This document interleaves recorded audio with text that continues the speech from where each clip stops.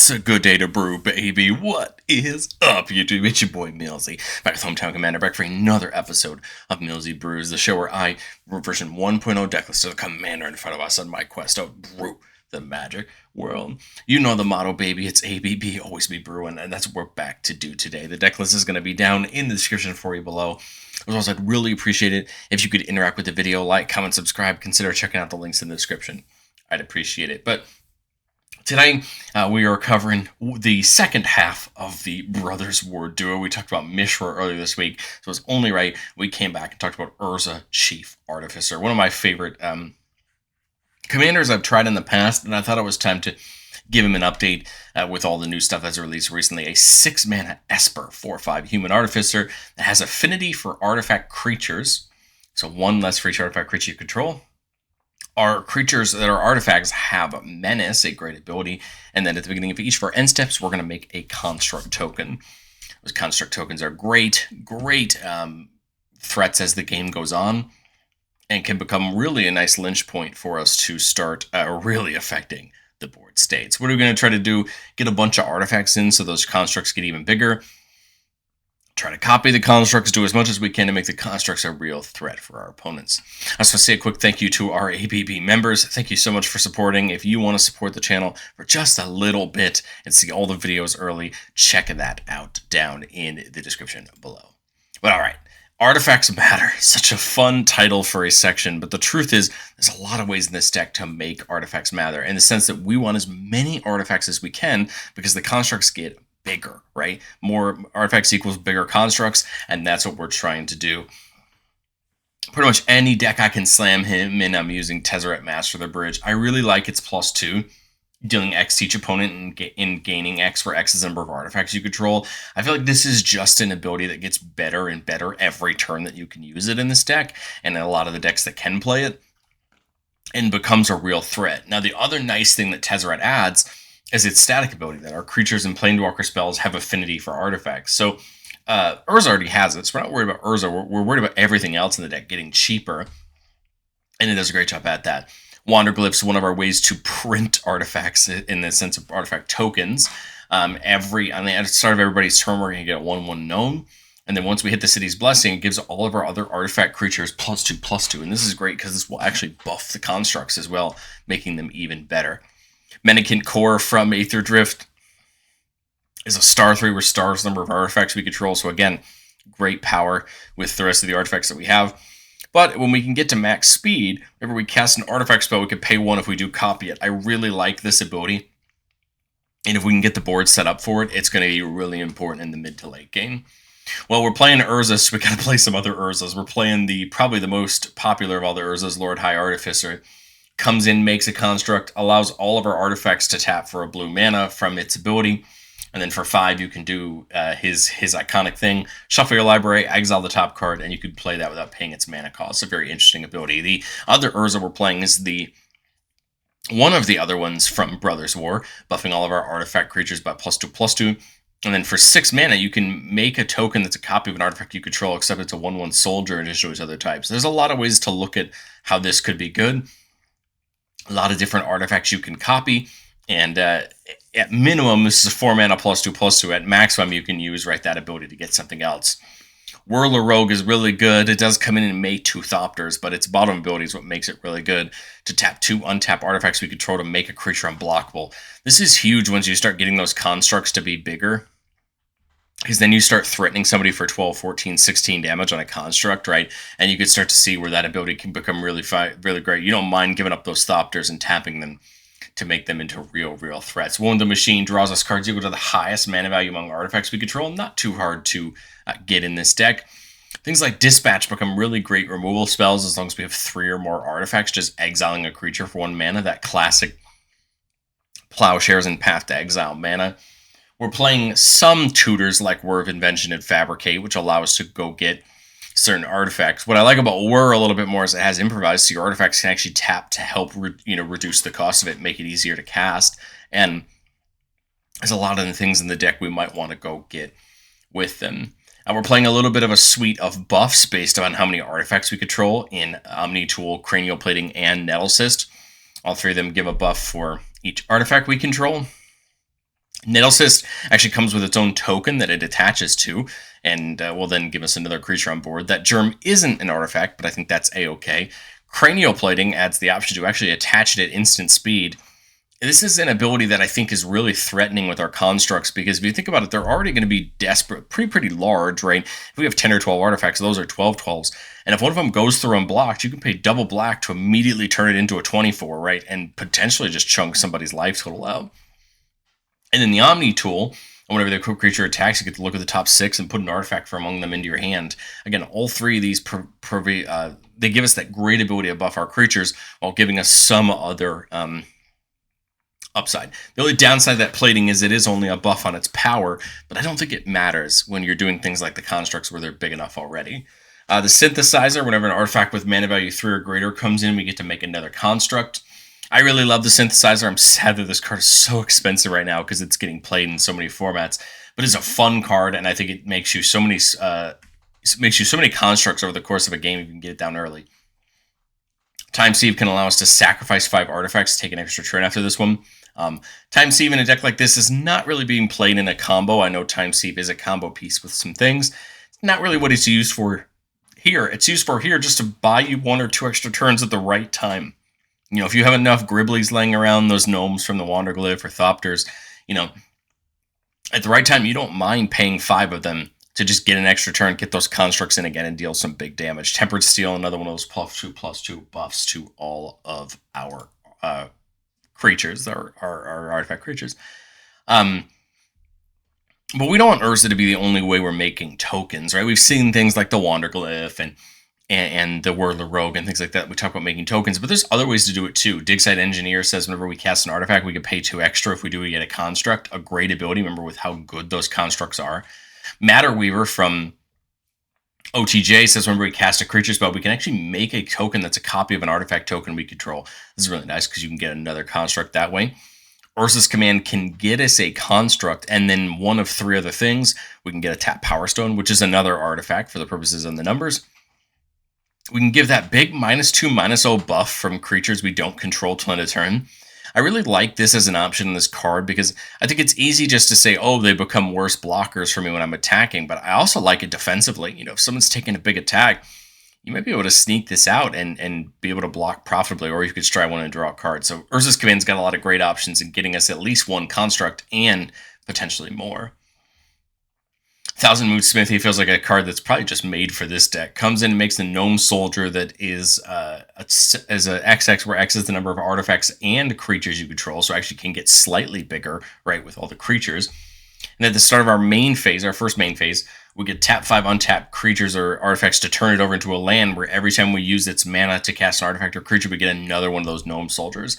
And those Gnome Soldiers can get huge, just like the constructs have become real threats. And then Woldwalker Helm, whenever we'd make 1 or more artifact tokens, we make them plus a map. This allows us to get bigger constructs when we do it. But then for 2 mana, we can just make a token that's a copy of a target artifact token we control. So for 2 mana a turn, we can copy that construct, right? Making them all bigger and getting more of them. Caretaker's Talent can draw us every turn when we make that construct, which is great, or during our turn otherwise if we make things earlier. And then at level 3, can buff all our creatures.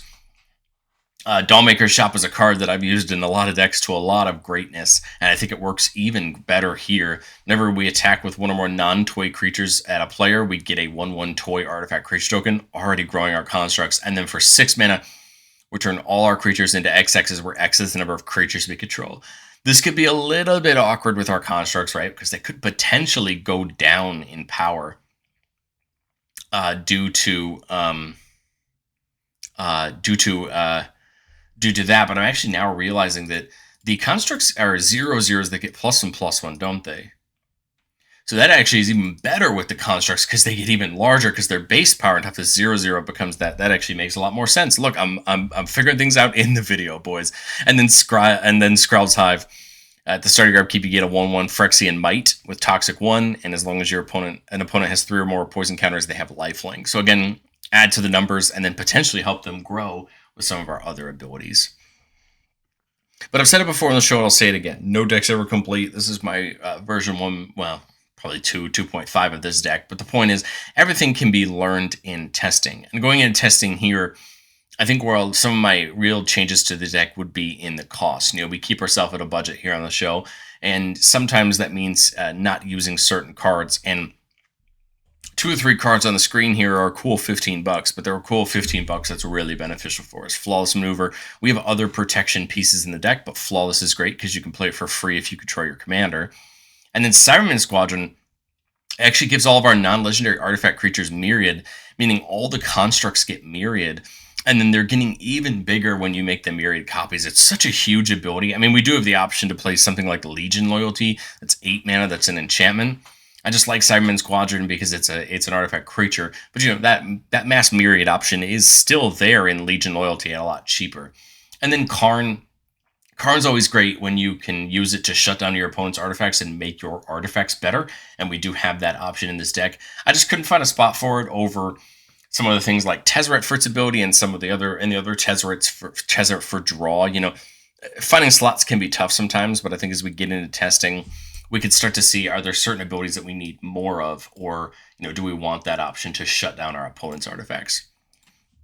But let's do what we do best here on the channel and get into our playtest. Remember, the goal of our playtest is not to find magical Christmas land. It's not to find our best plays, but it's to start to walk through the first few turns of our games, figure out our game plans, and see how our pieces synergize together. Here we're keeping a 4-lander with a Talisman, Generous Gift, and Crystal Skull. A mana rock from Assassin's Creed that lets you look at the top card of your library and you can play historic lands and historic spells from the top.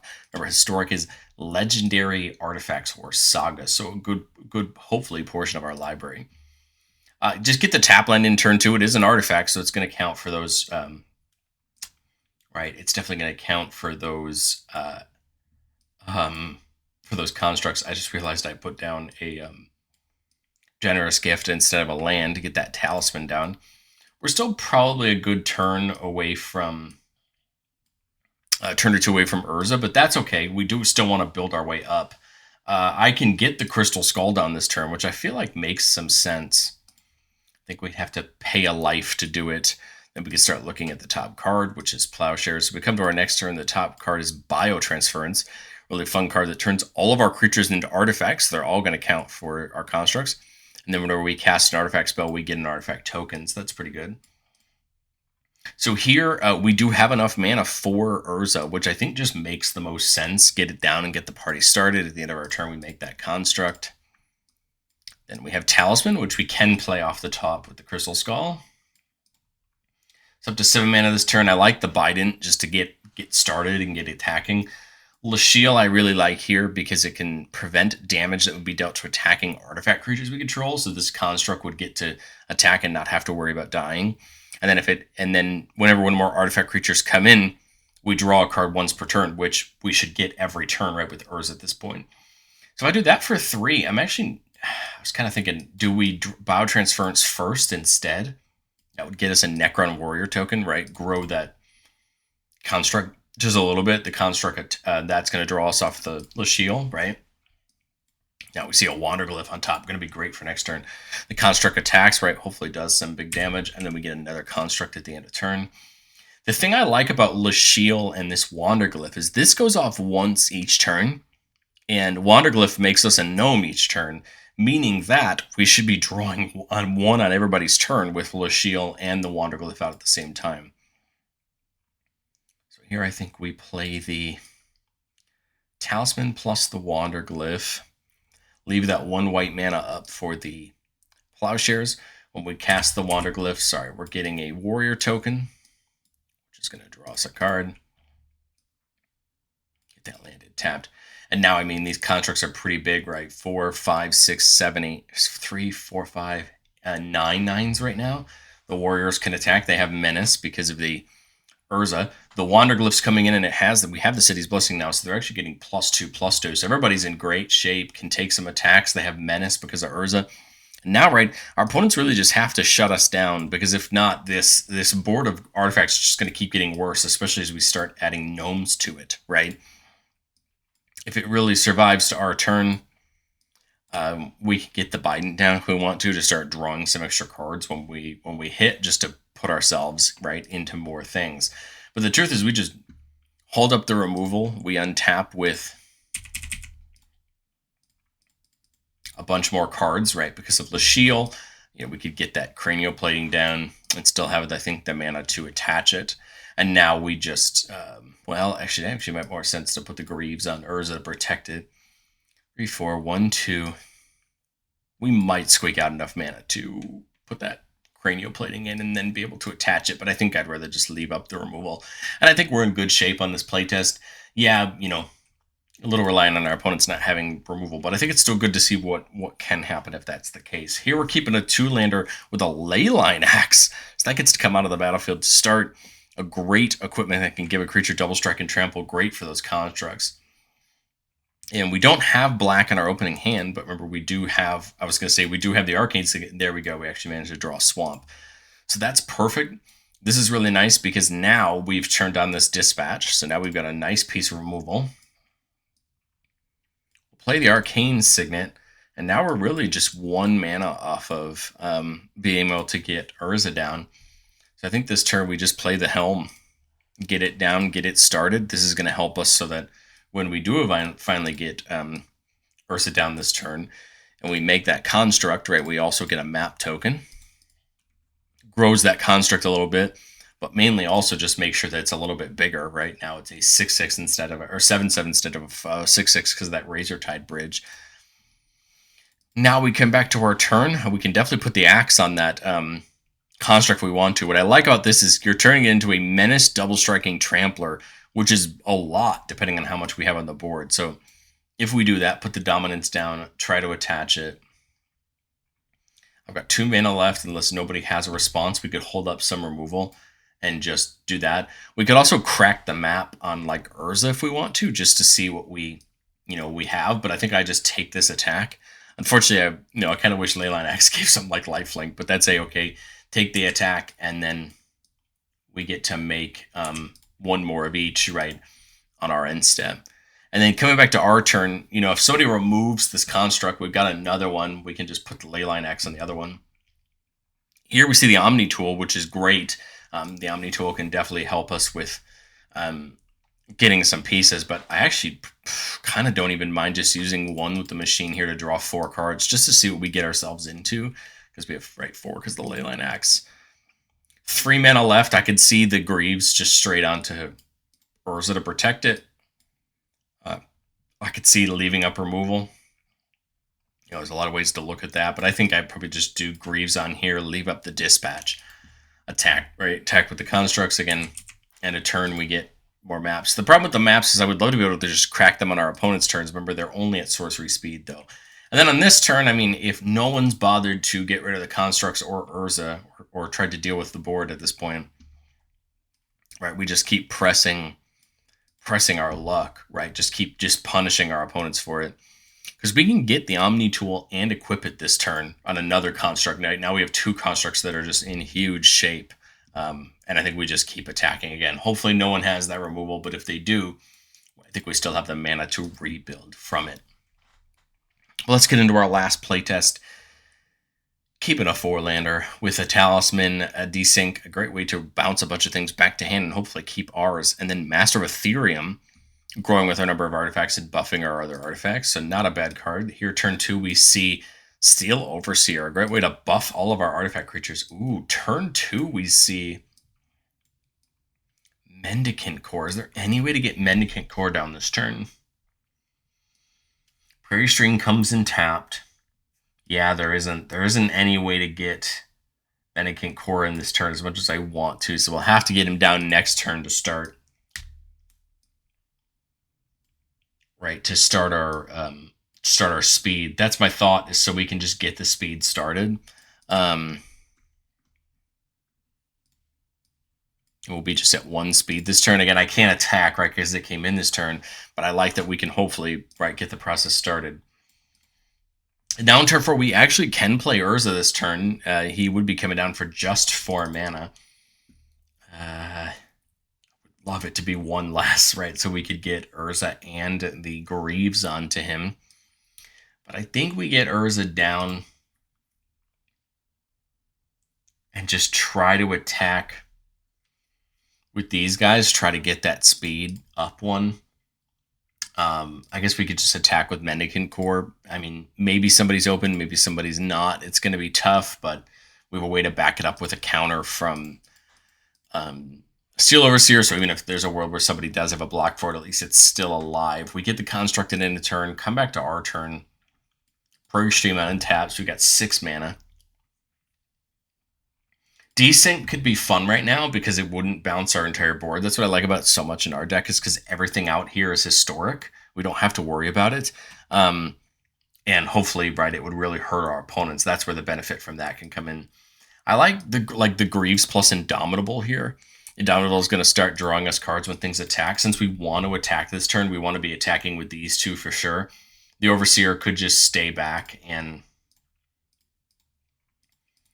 tap to put counters on these two this turn.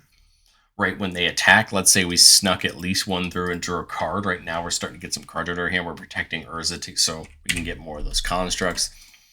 And then here on our next turn, again, if it's beneficial to us, we could desync to bounce the board. Right, everything's still protected. Otherwise, what, 6 mana? You could go Tempered Steel, right?